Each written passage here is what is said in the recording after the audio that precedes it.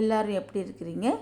இன்றைக்கி நம்ம சுண்டை வத்தல் குழம்பு எப்படி பண்ணலான்னு பார்க்கலாம். அப்படியே ஒரு ஹதீஸையும் பார்க்கலாம். இந்த சுண்டை வத்தலை சுண்டைக்காயை நான் இது மாதிரி காம்பெலாம் நம்ம நீக்கிட்டு தண்ணியில் ஒரு 10 நிமிஷம் நம்ம ஊற வச்சிடலாம். இதுக்கு சின்ன வெங்காயம், வெள்ளைப்பூண்டு, கருவேப்பிலை, பச்சை மிளகாய், தக்காளி எல்லாமே நம்ம எடுத்துக்கிட்டு, இது பெரிய வெங்காயம் இது கூட சேர்க்கக்கூடாது. இது நம்மளுக்கு இந்த சுண்டை வத்தல் குழம்புல அதிகமாக புளி மசாலா போடும்போது அல்சர்காரங்களுக்கு அவ்வளோவா ஒத்துக்காது. அல்சர்காரங்க கொஞ்சம் நம்ம தனியாக எண்ணெயில் வதக்கிட்டு கொஞ்சமாக வேக வச்சு சாப்பிட்டா வயிற்றில் உள்ள புண்ணு, வாயில் உள்ள புண்ணெல்லாம் ஆறும். இதை நான் எண்ணெயில் 1/4 டீஸ்பூன் சீரகமும் வெந்தயமும் சேர்த்துட்டு, கருவேப்பிலை சேர்த்துட்டு, அப்புறம் சின்ன வெங்காயம், வெள்ளைப்பூண்டு, பச்சை மிளகாய் எல்லாம் சேர்த்தாச்சு. இந்த புளியை நம்ம கொஞ்சம் ஊற வச்சுக்கலாம். இது கூட நான் தக்காளியும் சேர்த்துட்டு, தக்காளி நல்லா மசிகிற வரை நம்ம எண்ணெயில் நம்ம ஃப்ரை பண்ணிக்கணும். இந்த சுண்டை வத்தலை கழுவி நான் எடுத்துக்கிட்டேன் சுண்டைக்காயை. அப்புறம் இதை ஒரு உரலில் போட்டோ இல்லைன்னா கவுண்டர் டாப் மேலேயே போட்டு நீங்கள் இடித்து நசுக்கிக்கலாம். அப்புறம் தனியா பவுடர், மல்லி பவுடர், அப்புறம் மிளகா பவுடர், காஷ்மீரி சில்லி வேறு, அப்புறம் நார்மல் சில்லி பவுடரும் சேர்த்துக்கிட்டாச்சு.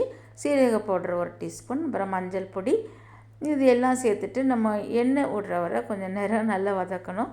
அப்போ தான் குழம்பு நல்லா டேஸ்ட்டாக இருக்கும். இப்போ இந்த சுண்டை வத்தல் நம்ம சுண்டைக்காயை இது கூட நம்ம ஆட் பண்ணிக்கிட்டு கொஞ்சம் நேரம் நம்ம எண்ணெயில் நல்லா வதக்கிக்கணும். வதக்கிக்கிட்டு அப்புறமா நம்ம குக்கரில் ஒரு 4 விசில் வர்ற வரை நம்ம குக்கரில் விசில் போட்டுடலாம். இது தேங்காய் நம்ம கடைசியாக போடணும். இது கூட நம்ம புளியும் கரைச்சி ஊற்றிட்டு இப்போ குக்கரை நம்ம க்ளோஸ் பண்ணிக்கலாம். இது நம்மளுக்கு ரொம்ப டேஸ்ட்டாக இருக்கும். நம்ம 2-3 நாள் வச்சு கூட சாப்பிட்லாம்.